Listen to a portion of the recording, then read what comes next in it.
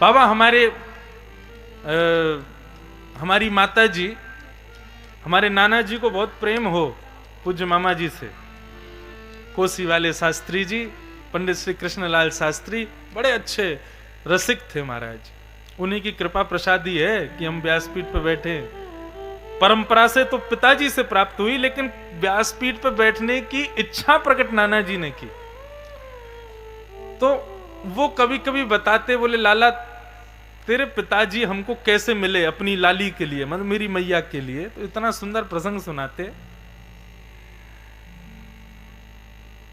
धर्म संघ वाले गुरुजी, वृंदावन में 2 गुरुजी प्रसिद्ध थे।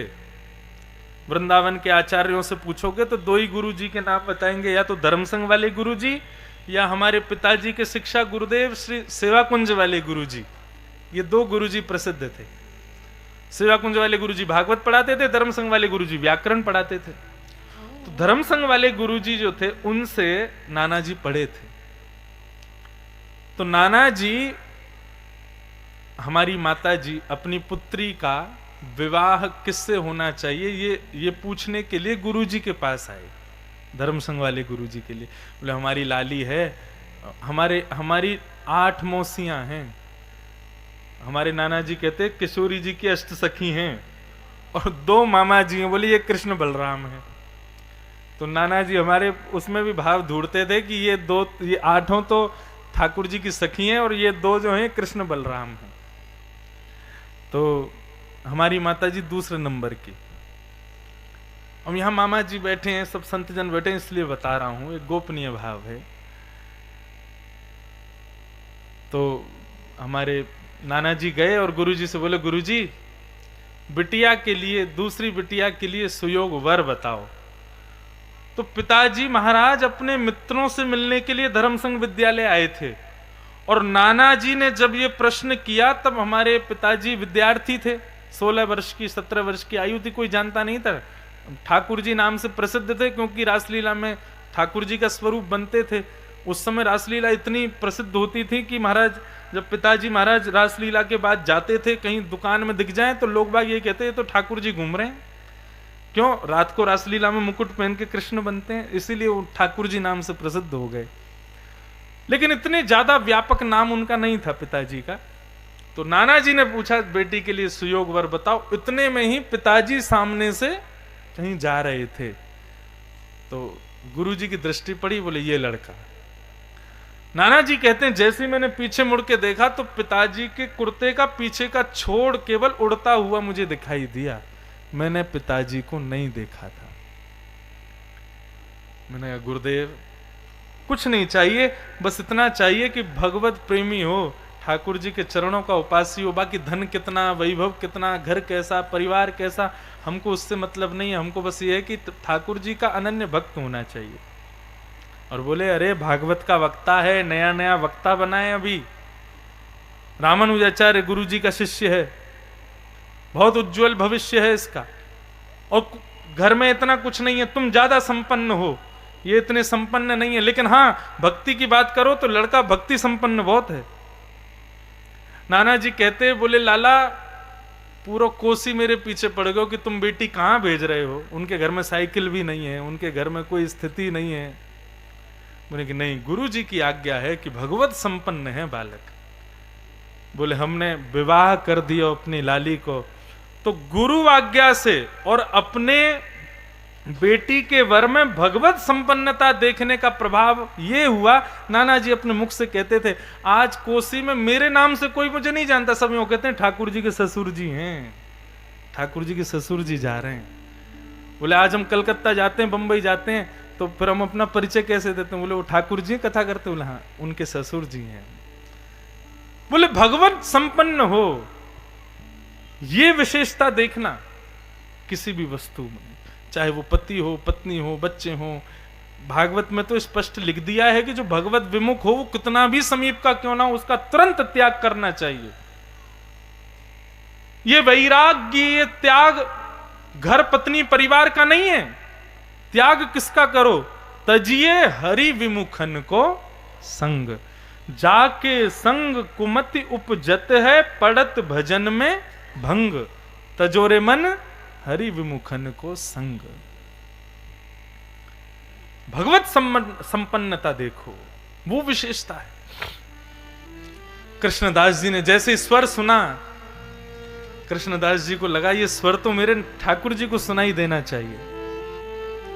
कृष्णदास जी स्वर सुनते सुनते सुनते पहुंचे तो महाराज ऐसी मसनदें लगा करके और दर्शक बैठे थे, और एक नगर वैश्या बीच में अपने पैरों में घुंघरू बांध करके नृत्य कर रही थी। कृष्णदास जी ने जब उसके स्वरूप को देखा, क्या लावण्य है, कितने सुंदर नेत्र हैं, कितनी सुंदर नासिका है, कितना सुंदर गा रही है, कितना सुंदर नृत्य कर रही है, कितने सुंदर भावों से इन सांसारिक लोगों को प्रसन्न करने की प्रयास कर रही है। यदि अपने सौंदर्य से, अपने स्वर से, अपने इस नृत्य से हमारे ठाकुर जी को प्रसन्न करने का प्रयास करे तो कितनी जल्दी प्राप्त हो जाए। बंधुओं, मैं स्पष्ट कह दूं, अन्यथा मत लीजिएगा मेरी बात को। अत्यंत नाम जप, अत्यंत ध्यान, अत्यंत तीर्थ यात्रा, अत्यंत आदि आदि भगवत प्राप्ति के कार्यों से भगवान ना जाने कितने समय में मिलेंगे। लेकिन यदि आप गायन अच्छा करते हैं, नृत्य अच्छा करते हैं, पाक सेवा बहुत अच्छी करते हैं, मतलब सांसारिक जो भी आपके पास में गुण हैं, यदि इनसे आप ठाकुर जी को रिझाने का प्रयास करोगे, भजन के मार्ग से, ध्यान के मार्ग से, अन्य अन्य मार्गों से जितना समय ठाकुर जी लगाएंगे, उससे आधे समय में ठाकुर जी गायन से, नृत्य से या सांसारिक गुण जो आपके भीतर हैं उनसे ठाकुर जी प्रसन्न हो जाएंगे। अपने गुण को ठाकुर जी के सन्मुख रखो। मुझे सुंदर गाना आता है तो इस गायन से मैं संसार को ना रिझाऊं। पहले मेरी इच्छा यही थी कि मैं एक गायक बनूं, तब नाना जी ने मुझसे कही, बोले लाला गायक बन के संसार के लोगन को रिझावेगो, लेकिन यदि कथा को गायक बन गए हो ना तो संसार को बनावे वारे को रिझावेगो। दोनों में अंतर है। संसार रीझेगो आज, कल रीझेगो या की कोई गारंटी ना है, लेकिन वो तो सदा सिहावे। तुम जब गाओगे, तुम जैसो गाओगे वो आपको प्रिय लगे, ऐसे को सिहाओ ना, ऐसे को रिझाओ ना जो कभी तुम वो तुमसे कभी बोर ना हो। संसार के लोग तो सांसारिक है ना, कल तुम तो बढ़िया कोई गावे वाला आ गया तो बाकी पीछे चले जाएंगे। बस यही बात थी जिसने व्यासपीठ पर बैठा दिया नाना जी की, कि गाना है, कहना है, संसार को रिझाने के लिए क्यों, ठाकुर जी को रिझाओ। यही पाद सेवन है, यही सेवा का स्वभाव है। अपने किसी गुण से भी नाथ को रिझाओ।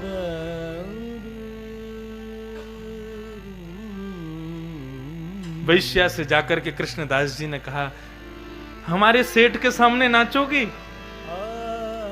वैश्या बोली, कितना पैसा मिलेगा? कृष्णदास जी मुस्कुराने लगे, 100 रुपया तो अभी रखो, बाकी का पैसा हमारा सेठ तुम पर लुटाएगा। वैश्या को लगा कोई इनका सेठ होगा, 100 रुपया जब एडवांस ही मिल रहा है तो ना जाने कितनी दक्षिणा मिलेगी। कृष्णदास जी के संग सज धज करके गोवर्धन आ गई। गोवर्धन में राजभोग का समय था, ठाकुर जी भोग आरोग रहे थे, पर्दा लगे हुए थे।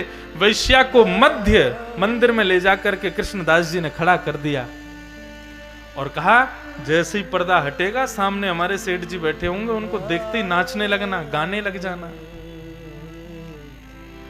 बार बार दर्पण में अपने आंखों को देखे, बार बार अपने केशों को सवारे, बार बार अपने मुख को देखे, मैं सुंदर तो लग रही हूं ना। कृष्णदास जी एक खंबे से सर लगा करके खड़े हैं, बोले आज तक संसार को रिझाया है इसने, आज इसको बिन बताए लेके आया हूं संसार को बनाने वाले के सामने। हे नाथ, इस पर कृपा करना। जैसे ही गुसाई जी ने कपाट खोले हैं, सामने उर्द बाहु, एक भुजा कमर पर, नेत्र नीचे हैं, सांवरे सलोने श्री गिरधर लाल खड़े हुए हैं। उनकी रूप माधुरी को जैसे ही उस वैश्या ने देखा, कृष्णदास जी का ये पद है, मुझे बहुत प्रिय है, सब लोग मेरे संग में गए हो। मेरो मन गिरधर छवि पे अटक्यो, मेरो मन गिरधर छवि पे अटक्यो, मेरो मन गिरधर छवि छवि पैट क्यों मेरो मन गिरधर छवि पैट क्यों। ओ सजल श्याम घन वरण लीन है सजल श्याम घन वरण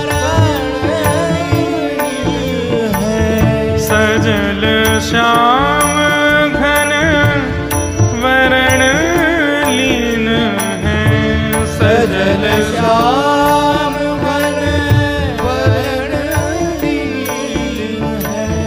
फिर चित अनंत न भट क्यों फिर चित अनंत न भट क्यों। फिर चित अनंत न भट क्यों फिर चित अनंत न भट क्यों। मेरो मन गिरधर छवि पैट क्यों मेरो मन गिरधर छवि पैट क्यों। मेरो मन गिरधर छवि पैट क्यों मेरो मन गिरधर श्री गोवर्धन नाथ की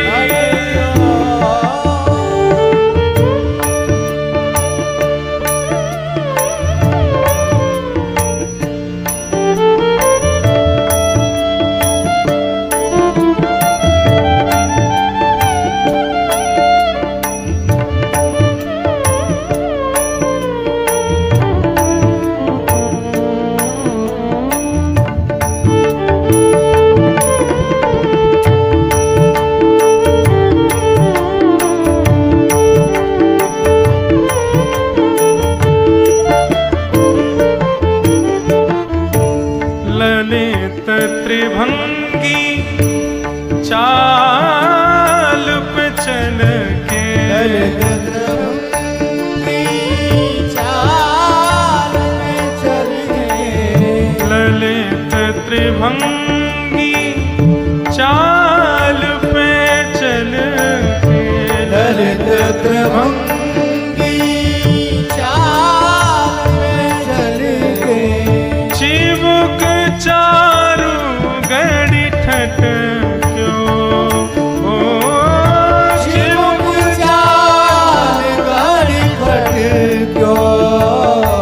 ओ चिबुक चारु गड़ी ठट क्यों ओ चिबुक चाल गड़ी ठट क्यों। ओ मेरो मन गिरधर छवि पैट मेरो गिरधर छवि छवि पैट क्यों। मेरो मन गिरधर छवि पैट क्यों मेरो मन गिरधर छवि पैट क्यों। ओ कृष्ण दास किए प्राण न्युछावर कृष्णदास किए प्राण निछावर। वैश्या ठाकुर जी की रूप माधुरी को देख करके महाराज स्तब्ध हो गए। आज उसको आत्मग्लानि हो रही है। जिस सुंदर स्वर को मैंने संसार को बेच दिया, जिस सुंदर श्रृंगार को मैंने संसार के लिए किया, यदि इनके लिए किया होता, आज जो मसनदों पर बैठ करके मदिरा पान करके मेरे रूप को देखते हैं, मेरे गायन पर वाहवाही करते हैं, धन मेरे पर लुटा करके उपभोग करते हैं, मेरा शोषण करते हैं, जीवन भर अपने इस कलंकित जीवन को मैंने अत्यंत कलंकित कर दिया। आज गुरुदेव की कृपा, कृष्णदास जी की कृपा, वास्तविक में जिनके लिए कंठ मिला, जिनके लिए रूप मिला, जिनके लिए नृत्य आया, आज वास्तव में उनके सामने में आई हूं। नृत्य करते करते नेत्रों से अश्रु अविरल धार बह रही है, केश खुल गए हैं, आंखों का काजल बह रहा है, पूरा श्रृंगार मिट गया है। तब अंत में कृष्णदास जी को हाथ जोड़ करके निवेदन करती है कि मैं कुछ न्योछावर करना चाहती हूं इन पर। मैं अपना गायन नहीं दे सकती, अपना रूप नहीं दे सकती, अपना यौवन नहीं दे सकती। ये सब दूषित हो चुका है, सब अपवित्र हो चुका है। संसार को मैंने दिया है पहले, कुछ ऐसा बताओ जो मेरे पास हो, अत्यंत पवित्र हो, मैं इनको प्रदान कर दूं। तब कृष्णदास जी इस पंक्ति को गाते हैं, बोले एक ही वस्तु है फिर तो, शरीर अपवित्र है लेकिन आत्मा पवित्र है। और ठाकुर जी के सौंदर्य पर तो सब न्योछावर करेगी तो वो भी कुछ नहीं है, इसलिए इन पर न्योछावर करना है तो एक ही वस्तु है। कृष्णदास किए प्राण न्योछावर, कृष्णदास किए प्राण न्योछावर, कृष्णदास किए प्राण न्योछावर, कृष्णदास किए प्राण न्योछावर। यह तन जग सिर पट क्यों, यह तन जग सिर पट क्यों,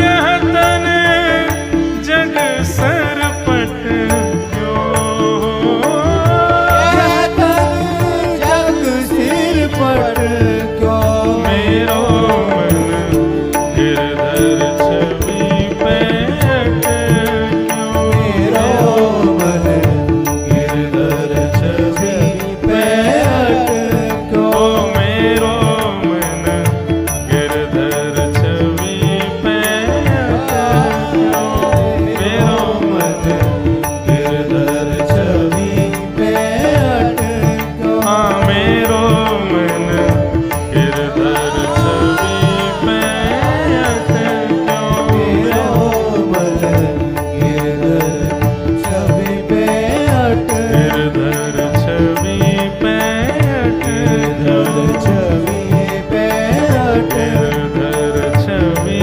पैठ गिरधर छवि पैठ। श्री गोवर्धन नाथ की जय। और वैश्या को जैसे इशारा किया कृष्णदास जी ने, कृष्णदास किए प्राण न्योछावर, यह तन जग सिर पटक्यो। तन अपवित्र है, तेरा गायन अपवित्र है, तेरा नृत्य अपवित्र है, लेकिन तेरी आत्मा परम शुद्ध है, तेरे प्राण परम शुद्ध हैं। और इसी भाव के साथ वहीं नृत्य करते करते करते करते करते करते उस वैश्या ने अपने देह का परित्याग कर दिया और प्राणों का रूप धारण करके गर्भगृह में प्रवेश कर गई और श्री गिरधर स्वरूप से जाकर के विलीन हो गई। ये है पाद सेवन।